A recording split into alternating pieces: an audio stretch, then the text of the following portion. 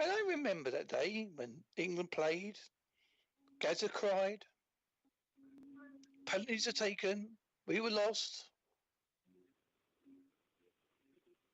It was a sad time.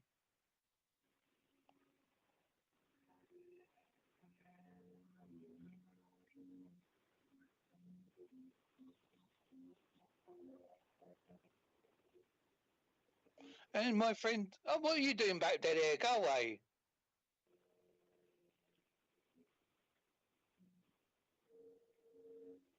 Cat is typing to me at the moment.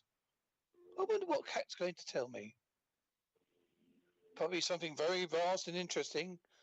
That's the trouble with typing. It's a lot slower than speaking. Is technology supposed to be great, but it doesn't work when he doesn't want to know you. He likes to say, "Hello, go away, don't come with me today." If I'm rambling, folks, it's because I'm just covering for time. I don't like to have dead air like I had last time because it didn't sound so great. I listened back and it said, da da da da, speak, speak, speak, da da da da da, speak, speak, speak. I can sing to you, I don't know why. I'm a sad. It's so easy to fall in love. It's so love.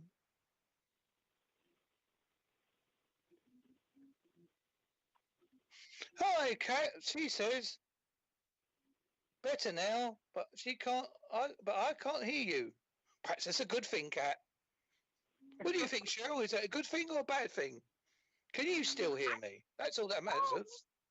No, we need to have her hear us. What is the problem? I don't know. We can carry on talking, can't we? We can think of another subject to talk about. Mm-hmm. Now, earlier on, you mentioned you have a business.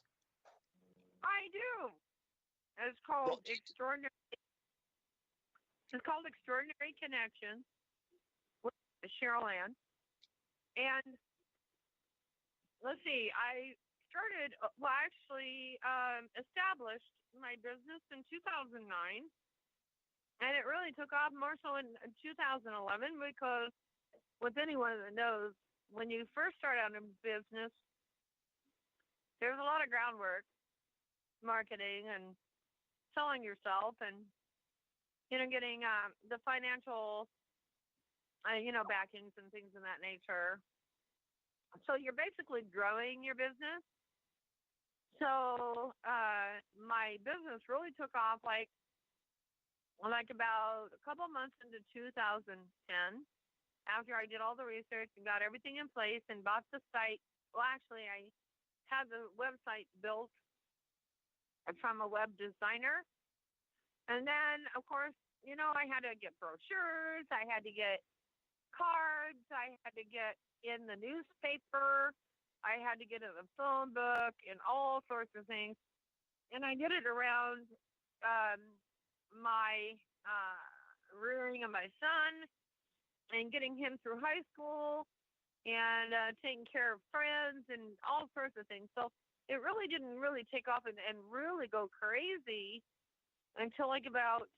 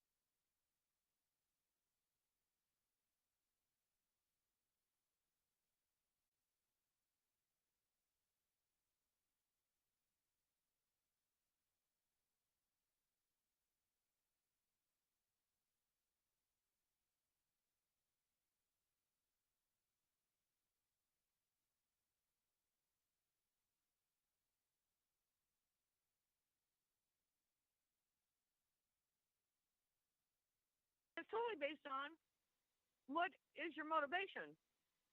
What do you do? Why are you doing that? You know what? They know, and if you are selected to effectively communicate with them, it's based on trust. It's based on, and it's clearly based on your heart, why you're in it, and why you're doing what you're doing. Now, they will not communicate with anybody effectively.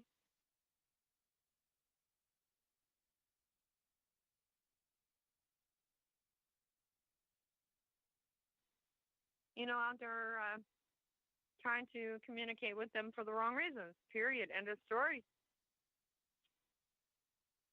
I just thought that it's an that you say we're very willing to accept that, and the other, and also, as you know, during the Victorian times over in England, death was embraced. It was Right. it was like you could talk about it. It was accepted. Everyone wore black in respect for the Queen's husband dying, Prince Albert. Yeah, nobody queried it. No one questioned it. Everybody talked about it. Right. But now it's the final frontier, the real final frontier, that everyone's going to do it. Everyone's going to reach this point, no matter who you are, Yeah. what creed you are, what colour you are, what person you are. We're all going to reach this end. When it happens, we won't know, because I believe there's a clock out there or a book, and if your number's up, it's up. Yeah. What do you think of that? What do you think, Cheryl? Well, the thing about that is that when your number's up, your number's up. A lot of people. Well, what's really frustrating with the job that I do is that people just don't understand that when it's our time, it's our time. And a lot of people feel so guilty and guilt-ridden when somebody is passing away for all the things that they obviously didn't take the time to do while they were still living. And what's really sad is that, we try to extend people's lives for our own selfish reasons. And, they're over here, or people are laying there going, if they're ready, they're ready. And, and I have my own theory and belief on suicide. A lot of people, when they decide to end their life, is because that's when they're ready to go home. Period. End of story. And then, of course, there are people that constantly try to figure out why they did it. Or, man, there must have been some kind of note left. Or, how about this? Well, why didn't they tell me? I didn't see the signs. Well, guess what? Maybe you weren't really noticing.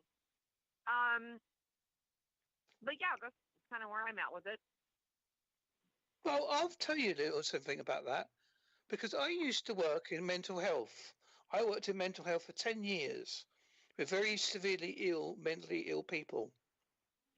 And yes, some of them were suicidal and were depressive and whatever, but basically they weren't the illness, they were people. And if you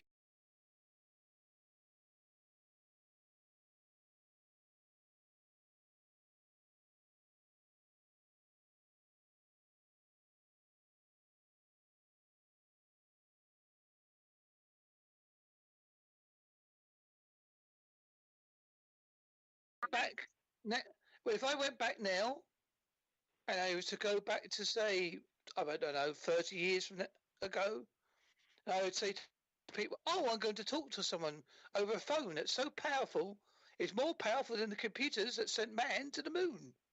They'll probably lock me up. See, people don't think about things like that. True that. I totally, yeah, absolutely. I support that statement.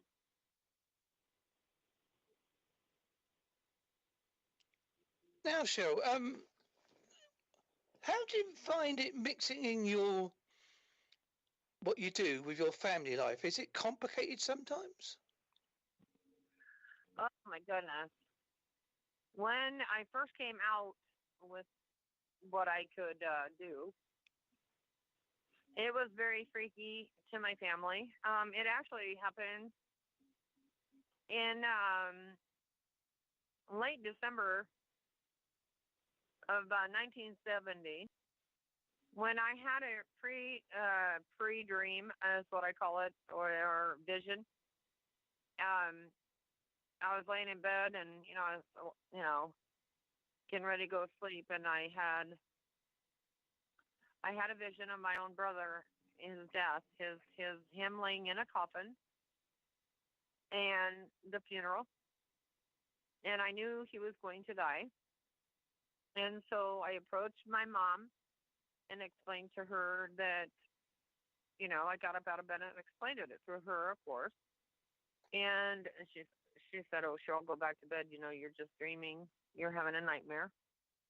Well, understand me, my brother Pat was my best friend in the family. We had, eight kids, me being the runt, the child, at the end of the food chain. So Pat and I were best friends, and he had a twin. His name was Mike. Well, I had that dream, and on January 23rd, 1971, at 1:23 in the morning, the police Cheryl, department showed up. sorry to interrupt you, but we'll be going to a break soon. So what I'm going to suggest, could you tell me that a little bit after the break? I don't mean to be rude. I do apologise. Cheryl probably thinks now that English man is very rude. I shall never speak to him again. Oh, I should, whatever. I should chuck his shoes in the bin and tie knots in it. But then that was very interesting what you were saying, and I would like to know more after when the break comes. But I think there's some very interesting information out there about the mediums. I think people should look it up more. Now, do you think that I'll go in there later after break? What do you think of the word medium? Do you think so? I shall ask you a little bit about that. Yes, absolutely. Because I think that's an interesting concept. I've got 30 seconds to talk. How long can I talk for 30 seconds? We have 30 seconds to advert time on WBHM-DB from Birmingham, Alabama.